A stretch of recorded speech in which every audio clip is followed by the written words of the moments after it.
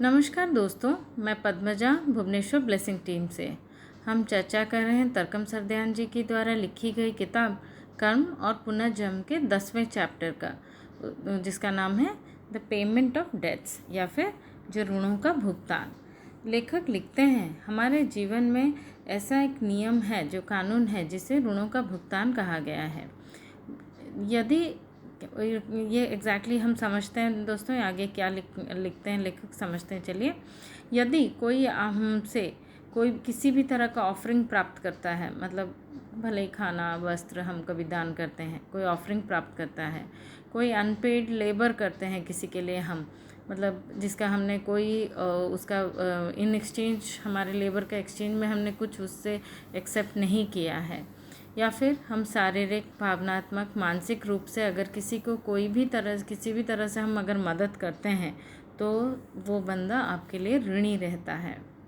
इसी तरह से कोई आपको शारीरिक, भावनात्मक या मतलब मानसिक तौर पे कोई भी किसी भी तरह का नुकसान पहुंचाता है, आपको अपमानित करता है, या फिर आपकी आध्यात्मिक प्रगति को रोकता है, या आपको शर्मिंदा करता है, या फिर आपको अपमानित करता है, तो फिर इन दैट केस भी वो आपका ऋणी बनता है। मतलब यहाँ पे दोनों तरह, अगर हम किसी के लिए कोई अच्छा काम कर रहे हैं या फिर कोई हमारे साथ अगर कोई बुरा कर्म कर रहा है, तो वो हमारा ऋणी बनता है।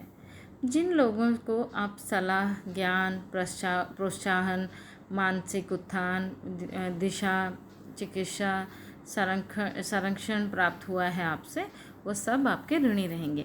मतलब हम अगर किसी को अच्छी एडवाइस देते हैं, ज्ञान बांटते हैं, एनकरेज करते हैं, या उसका जो मेंटल अपलिफ्टमेंट करते हैं, या कोई डायरेक्शन दिखाते हैं उसको, कोई भी अगर वो किसी द्वंद्व में है तो उसको डायरेक्शन दिखाते हैं, या फिर हीलिंग देते हैं, या फिर उसको हम प्रोटेक्ट करते हैं किसी डेंजर से, तो इन दैट केस वो भी आपके ऋणी रहेंगे। और बिल्कुल ऐसे ही तरह जिन लोग आपको नुकसान पहुंचाया है, आपको बदनाम किया, आपको धोखा दिया, वे भी आपके ऋणी रहेंगे।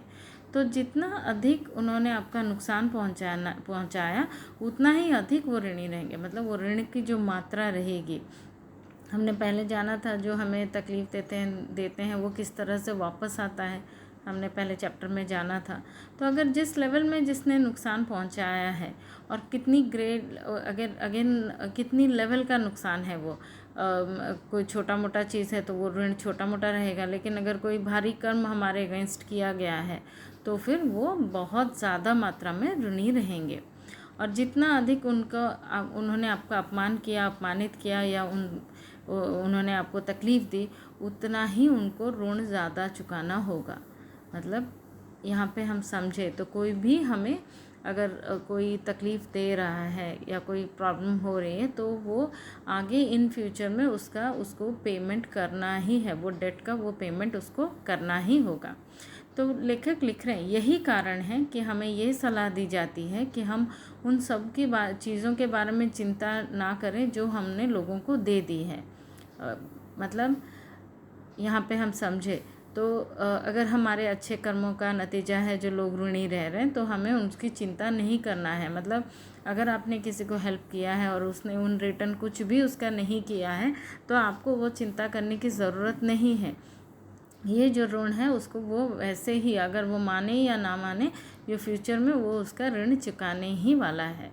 और कोई अगर हमें अपमानित कर रहा है या तकलीफ़ दे रहा है, उसका भी हमें चिंता करके रिवेंज मोड में नहीं जाना चाहिए, क्योंकि वहाँ पे भी वो बंदा आगे चलकर ऋणी होने ही वाला है। तो ये जो चीज़ है हमारे लिए, ये जो हम किसी के लिए कोई अच्छा काम कर रहे हैं, तो ये क्या हो रहा है, ये हमारा सेविंग्स है। हमारा बैंक अकाउंट, अगर कार्मिक अकाउंट देख लें, तो ये हमारा सेविंग्स बनता है, जिसमें हम जीवन में कभी भी जो चौराहे पे रहते हैं, जिसमें हमें कोई, हमारे भी कुछ कर्म है, पुराने कर्म हैं जो आए हैं और उसको सेटल करना है, ऐसे क्रॉस रोड्स में, ज़िंदगी के कोई क्रॉस रोड्स में, ये जो हमारे संचित जो धर्म है, मतलब जो अच्छे कर्मों का जो धन हमने जमा किया है बैंक में, वो उससे सेटल होता है। मतलब यहाँ पे यही चीज़ काम आएगी। और यही कारण है कि आप दूसरों का टेंशन या धोखा कर निंदा पर भी शोक नहीं करना चाहिए। एग्जैक्टली हमने अभी बात की। मतलब हम उन किसी ने आपको तकलीफ़ दिया, धोखा दिया, ट्रिजन हुआ आपके साथ, ये सब कोई उसके बारे में भी आपको चिंता नहीं करना चाहिए, क्योंकि वो भविष्य में 100% वो आपका भुगतान करेंगे, 100% ज़्यादा ही भुगतान करेंगे, जो किया है उससे ज़्यादा ही वो पेमेंट करेंगे। तो इसी जीवन में हमारे सबसे बड़े मददगार वही लोग हैं जो हमने अतीत में, मतलब जिस लोगों ने हमें अतीत में चोट पहुंचाया है और हमारी पिछली सेवा के लिए वो हमारे ऋणी हैं। मतलब अभी जो हमारे लाइफ में हम देखते हैं ना, कुछ लोग हमें बिना कोई एक्सपेक्टेशन के ही मदद करते हैं, बिना लोग हेल्प करते हैं आपको, आपका जब भी कोई ज़रूरत होता है वो आपके साथ खड़े होते हैं।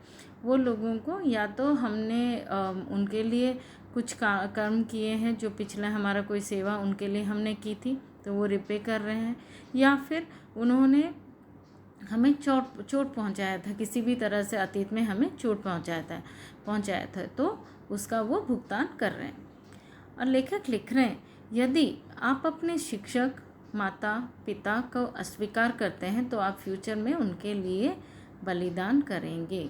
मतलब अगर टीचर एंड पेरेंट्स, इन लोगों को अगर कोई बंदा अगर उनका केयर नहीं ले रहा है, उनको तकलीफ़ दे रहा है, उनका अपमानित कर रहा है, उनको ये जो 3 पोजीशन के ये 3 लोग हैं, गुरु और आपके माता पिता, ये तीनों को अगर किसी तरह से भी अगर तकलीफ़ दिया जाता है तो इन दैट केस आप फ्यूचर में उनके लिए अपना जीवन बलिदान करेंगे। मतलब आप ऋण का लेवल सबसे ज़्यादा इस सिचुएशन में होता है। बाकी जो भी चीज़ में आपका ऋण, बाकी जो भी आपके कर्म में जो भी ऋण रहेगा, यहाँ पे अगर होता है तो ऋण बहुत ज़्यादा होता है। आपको अपनी ज़िंदगी देके वो बलिदान देके आप उनका पेमेंट करेंगे।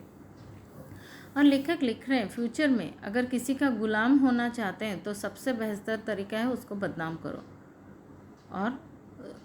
और दूसरों के लिए ऋणी हो, और भी लिखते हैं, दूसरों के लिए ऋणी होने का सबसे अच्छा तरीका है कि बहुत सारे आशीर्वाद प्राप्त करें और लेकिन उसके लिए आभारी भी ना हो। मतलब 2 चीज़ यहाँ पे लिखा है लेखक ने। अगर हम किसी को बहुत बदनाम करते हैं, बिना कारण तकलीफ़ बदनाम करते हैं, उसके लिए अच्छा बुरी बातें करते हैं तो हम उसके ऋणी रहेंगे। मतलब यहाँ पे हमें केयरफुल रहना होगा जब हम परनिंदा करते हैं, जब हम किसी के बारे में बात करते हैं, पीठ पीछे बात करते हैं, बुराइयां करते हैं, तो हमें क्वाइट केयरफुल रहना होगा, क्योंकि अभी तो हम बुराई करके मज़े ले रहे हैं बात करते हुए, पर जब समय आएगा तो हम उनके गुलाम ही बनेंगे।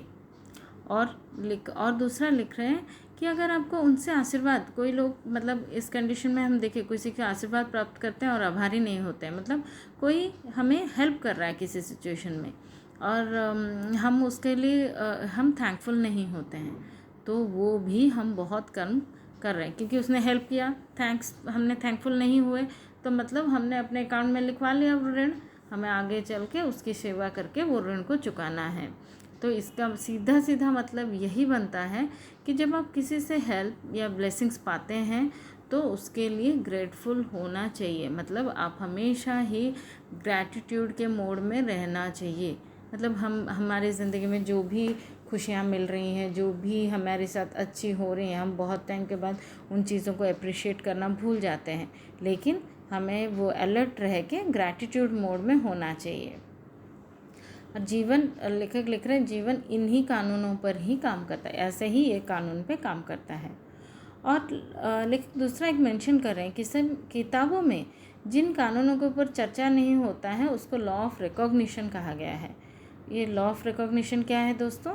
यहाँ पे मतलब हम अगर किसी चीज़ को, कोई अच्छी चीज़ को रिकॉग्नाइज़ नहीं कर रहे हैं, कोई अच्छा कुछ काम हो रहा है, हम उसको रिकॉग्नाइज़ नहीं कर रहे हैं, इसको हम लॉ ऑफ रिकॉग्निशन में हम नहीं करते हैं, तो उसका भी कर्म बनता है।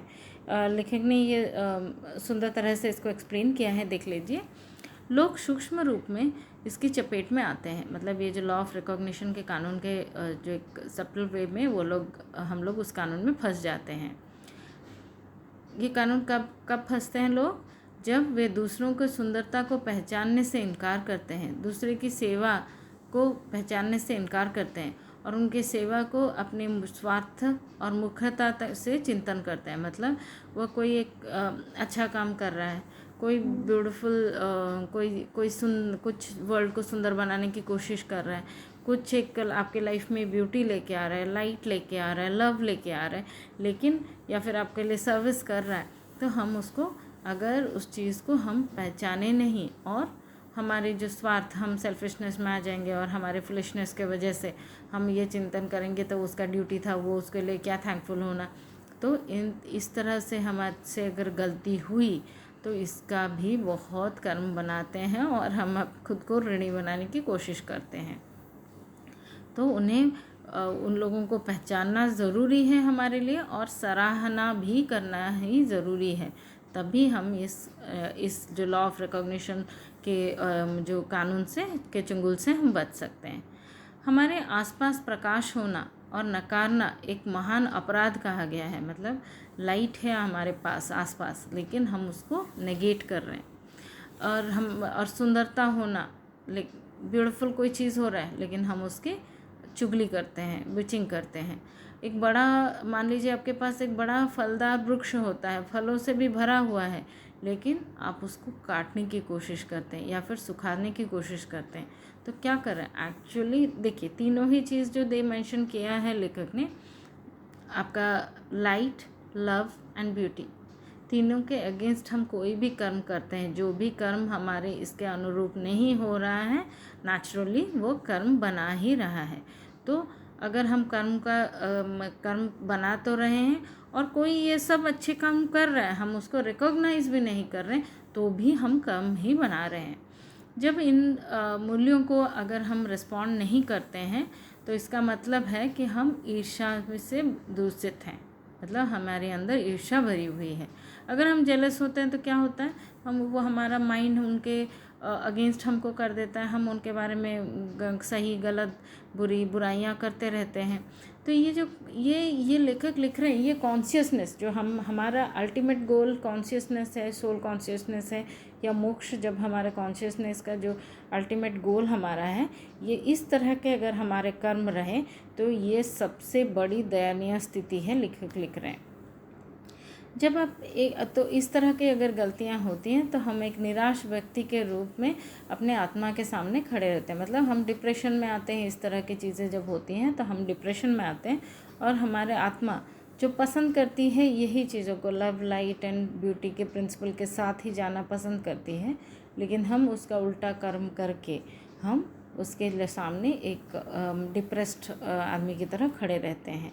तो ये एक हमारे जो जीवन का स्तोत्र है या फिर स्रोत, जो हमारे जीवन की जो सोल डेवलपमेंट की जो रास्ता है, राह जो बन रही थी, उसको हम खुद ही खंडित कर देते हैं। मतलब अपने रोड पे खुद ही हर्डल्स डाल रहे हैं। तो इसका मतलब ये चैप्टर में लेखक ने जो कहा है, हम उसको अगर समराइज़ करें तो ये क्लियरली यही बता रहा है कि we should be grateful whatever we have in our life. हमारे ज़िंदगी में जो कुछ भी है, हम बहुत ही उस चीज़ को सराहना हमें करना चाहिए, अप्रिशिएट करना चाहिए, ग्रैटिट्यूड होना चाहिए, ना कि हम कंप्लेनिंग मोड में हों। अगर हम ग्रेटफुल हों, ओब्लाइज्ड हों, तो हमें नेचर या यूनिवर्स उसी तरह की ज़िंदगी देगा जिसमें हमें किसी का डेट नहीं है, मतलब हम किसी के ऋणी नहीं हैं, कोई पेमेंट नहीं है, तो हमारी ज़िंदगी मुक्त ज़िंदगी रहेगी। इसका सीधा सीधा मतलब यही बनता है दोस्तों कि खुशियों से हमारी ज़िंदगी भर जाएगी। तो ग्रैटिट्यूड एक वर्ड अगर इस चैप्टर में से निकालें तो ग्रैटिट्यूड एक चीज़ बहुत ज़रूरी है हम सबके स्कूल के ग्रोथ के लिए। तो दोस्तों, आज के लिए इतना ही। आगे हम नेक्स्ट चैप्टर डिस्कस करेंगे। जो नेक्स्ट हमारा चैप्टर है विल पावर एंड कर्मा, हम नेक्स्ट ऑडियो में उसको डिस्कस करेंगे। तो दोस्तों, तब तक के लिए खुश रहिए, स्वस्थ रहिए। धन्यवाद।